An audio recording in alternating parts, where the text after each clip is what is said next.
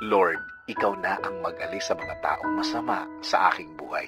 Panginoon, una sa lahat, salamat sa laging pag-aalaga mo sa akin. Salamat sa pagmamahal mo sa akin. Salamat sa laging sagot sa aking mga pangangailangan at kapayapaan sa buhay ko. Panginoon, alam ko pong hindi naman perpekto ang mundong ito. Hindi lahat ay kaya kong i-please. Hindi lahat ay oo sa aking mga sinasabi. At Panginoon, alam ko din na hindi ako perpektong tao. Minsan may mga nasasaktan ako along the way sa mga words ko, sa mga ginagawa ko. Or every time I voice out my opinion, alam ko somehow, Lord, may mga nasasaktan ako nang hindi ko sinasadya. Lord, humihingi po ako ng kapatawaran. Forgive me because sometimes I cannot control my words and my works, Lord.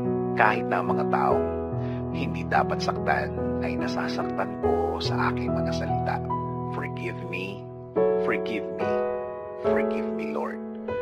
Kaya sa mga ganito mga moments, Lord, hindi ko control ang mga reaksyon nila.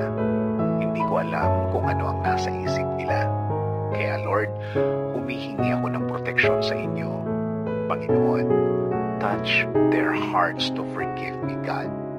At sana, Lord, bigyan mo ako ng pagkakataon na malinaw ang lahat para sa kanila. Dahil alam ko na ang tunay na anak mo ay mapagkumbaba. Also, Lord, humihingi rin ako ng proteksyon sa mga taong nagbabalak ng masama sa akin at sa aking pamilya.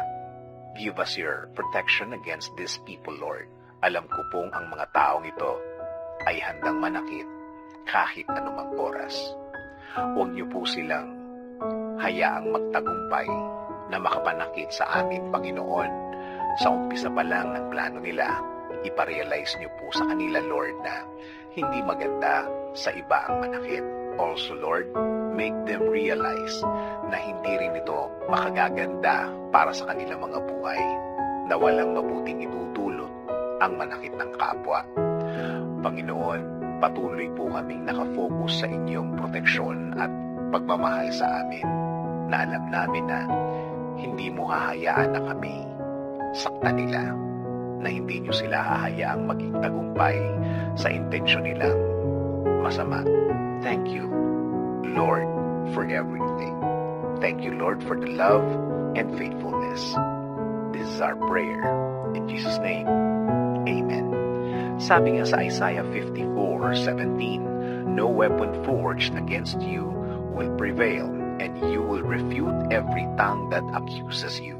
This is the heritage of the servants of the Lord, and this is their vindication from me, declares the Lord.